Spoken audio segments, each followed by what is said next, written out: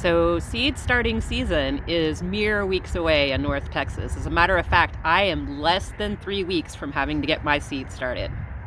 I'm Mikara with More Prana Gardens, and by the end of this video, you will have a plan in place. You will know when to start your seed. You will know how to prioritize which seeds to start when.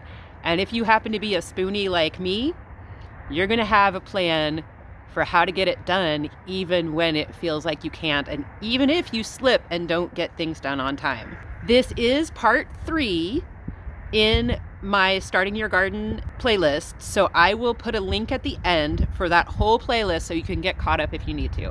Once again, there will be homework at the end for you. It doesn't matter to me if you do it. It's just to help you get organized. Alrighty? So let's jump in. Now, before you get started with planning your seed starting schedule, you're going to need a couple of basic supplies. You're going to need all of your seeds. If your seed orders have not come in yet, but you have your list or you have your email from your seed order, then you can work off of that. It might require a little bit more work. You might have to go online instead of looking at your seed packs to get some of the information, but that's okay. It can still be done. All right? Another thing you might need is a drink. I have tea. I have already overloaded on coffee today. If you do need to drink something a little bit stronger, just keep in mind that you are going to have to work through this. So balance your working drink with your workload. You know? Just for serendipity, I have a mix of green tea and moringa here. And my moringa tea says, "Earth laughs in flowers." Thank you, tea, for complimenting my task today. So, the very first thing you want to do in deciding on your seed starting schedule is to pull out all of the seeds that you want to grow for the year. For the spring and the summer, not the entire year. Your fall seeds will be different. That's going to be a whole nother round of this, okay? But not quite as much. This is everything I plan to start by the beginning of April. I don't know how many seed packs are in here, but I know that this little part right here is 50. It's a lot. So very first thing is to pull out all of the seed packs that you think you might want to grow. You can edit some out later. For example, I have space for 18 tomato plants, but I have 24 varieties in here. I have to make a decision. Am I going to edit out 6 tomato varieties? Or am I going to create space to grow 6 more tomato plants? Now, that's me. Your decisions might be different. I edited out one tomato. Bravo me. Once you have that done, once you've pulled out everything you think you might want to grow, remembering that you can edit seeds out later, you're going to start sorting your seeds by the longest planting time on the packet. So if they say 8 to 12 weeks, if they say 10 to 12 weeks, you're going to put them in your 12-week slot. So you can see 12 weeks before last frost is what that means. And then I have my 10 weeks, and I have my 8s and my 6 and my 4 and my 2, and then my stuff that gets either started or direct sown after the last frost. The reason I am telling you to put it at the farthest back date is if you are a spoonie, like me, if you have chronic conditions that keep you from getting everything done when you want to, the fact that I have 50 packs up in the front in my 12-week section means that that's when I am going to endeavor to starting those seed packets. That does not mean that's the week I have to get them all done.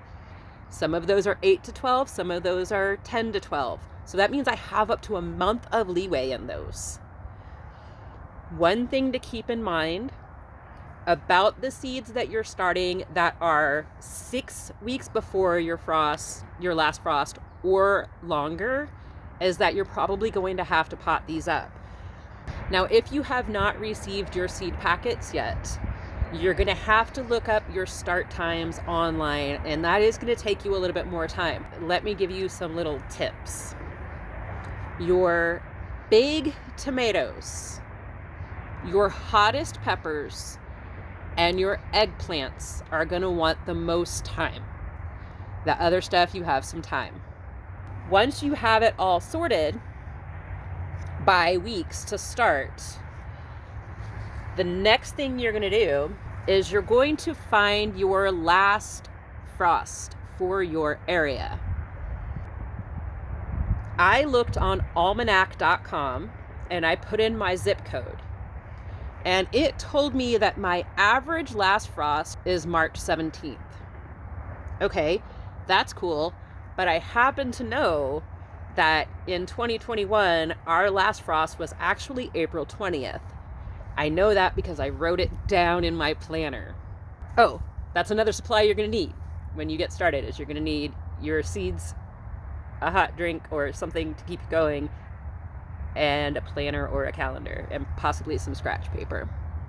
So you're going to find your average last frost date.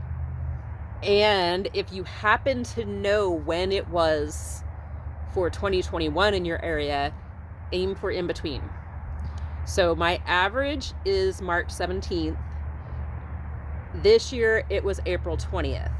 So I am choosing April 1st as the day that I am aiming to set my plants out. So my calendar is based on that. Keep in mind, if I was aiming for April 17th or March 17th, and we had an April frost, that's probably another time that I'm going to have to pot up. So I'm just going to aim for April and not worry about trying to get things planted out in March. So once you have that date, and once you decide what is going to be your day that you want to set your plants out, like I'm not going with March 17th, I'm going with April 1st, then you're going to come in and you're going to put that in your calendar or your date book or your planner or your phone or on a scrap paper or whatever. So this is April 1st. So I go up a week and I write 1 week, and that is 1 week before my last frost. 2 weeks, 3, I go all the way through until I get to my 12 weeks, which for me is going to be January 7th. If I was going with that March 17th date, I would be starting seeds on December 24th. I did this last year, and then we had that really late frost, and I just had this feeling the whole time. So I waited to put stuff out, and I waited to put stuff out, and I would like plant one pepper and then wait a little more. And fortunately, my gut feeling was right, but it meant that all of my stuff got root bound because I was aiming for an earlier date and ended up having to wait. So just keep that in mind, that if you aim for the earliest date possible, you might have to pot up again while you're waiting for the actual last frost to happen. That's okay. Just keep it in mind that it's a possibility. If you like to keep things simple, or if you've tried the other way that I'm about to say and it was not working for you, then as far as entering things in your calendar, you can stop there if you like. There's more work to do, but that's all you'll have to write down. Now, last year I did go through and actually write down at 12 weeks every tomato, every pepper, every single thing that I wanted to start, how many weeks before frost it needed to be, what date I wanted to start them by, what was the last date I could possibly start them by. I kept a very, very detailed list last year, but it was the first time that I'd done a large seed starting. Before that, I had started a little bit, but mostly I bought seedlings at the store. But that's when I was growing like 3 or 4 tomato varieties, not 24. Like, I can get green zebras at the nursery, and I can get purple Cherokees at the nursery. Everything else that is in my seed packets is not available in a nursery. If I want it, I have to start it from seed. So you have your packets set aside. You have them organized by start date. You know your last frost date and the date that you want to set out your plants realistically. You have marked your last frost and your 12 weeks in your calendar so that you have at a glance when you need to be starting your 12 week, your 10, so forth. Now you're going to decide how many of each type you want to start. Here's how I do that. I want to grow 2 plants of each variety of tomato. So because I'm hoping to grow 2 plants, I'm going to start 4 seeds. 2 to hope for, 1 to fail, 1 to share. This means that if half my seeds fail, I still have what I wanted to grow. And this means if everything succeeds, I have extra to give away. Or if I plant and then there's a frost, a surprise frost, then I have backup plants. So I plant approximately double what I want to grow. The difference being, if I want to grow 20 nasturtium plants, I'm not going to start 40 nasturtium seeds. I'll probably start 25. So like the more you want to grow, the more leeway you have, you know? With all of that decided, you're going to need to prioritize your seeds within the group. As I told you, I have 50 varieties that I need to start around 12 weeks. I am not starting 50 packs of seeds on one day. If I do this in soil block trays and I do 4 per variety, that's 5 trays of soil blocks. I know I'm not going to do that in a day, so I'm going to prioritize. My biggest slicer tomatoes are going to take a long time. The hottest peppers take a long time. Eggplants take a long time. Those are the ones I'm going to start at 12 weeks. If my bell peppers get started later, that's okay. They grow a little quicker. All right, cherry tomatoes grow a little bit quicker. That means that if I know which ones I need to start at the 12th week before the last frost, I can manage my spoons and I can put some of them off to the 10th week if I need to, or to the 8th week if I need to. Because my 8th week section is really small because everything that was 8 to 12 weeks got bumped up. Everything that was 8 to 10 weeks got bumped up. You follow? I know you do. A couple of other things that you're going to want to think about when you're starting your seeds. Some of your seeds are going to want a heat mat or some sort of warming situation. I don't know how well this works with the newer, more efficient refrigerators, but if you have an older refrigerator, I know it works for sure that you can start your seeds up there as long as they have some light above them, and that heat will help. If you keep a radiator or a space heater someplace nearby, would be good if you don't want to use a heat mat. Some of your seeds will tell you if they need heat, some will not. I have discovered that of the basils, lemon basil, lime, Thai, and African Newnham basil, which was a new variety last year, those all need some warmth to start. Your hotter peppers are going to appreciate some heat to start. If you do moringa, it needs heat to start. So that's something to think about, is heat requirements. You're going to want to make sure you have a spot, some sort of situation where your plants can get light is going to be very important. A lot of seeds don't need light to germinate, but as soon as that little seedling pops up, you're going to need it. Plants are going to be potted up anywhere from 2 to 6 weeks after their first seedling little leaves pop up. They start off with the cotyledons, and those are their first 2 leaves, and then come their true leaves. So by the time it has between 4 and 8 true leaves, it's probably time to pot it up. If you're growing in a soil block and you can see the roots getting near the edges, it's time to pot up. If you're growing in a little pot and you can see the roots trying to come out the bottom, it's time to pot up. If you are having to water frequently, it's time to pot up. Watering. You're going to need a watering can or some sort of a situation where you can water your plants. You're also going to want to be able to catch the water underneath, so like a tray.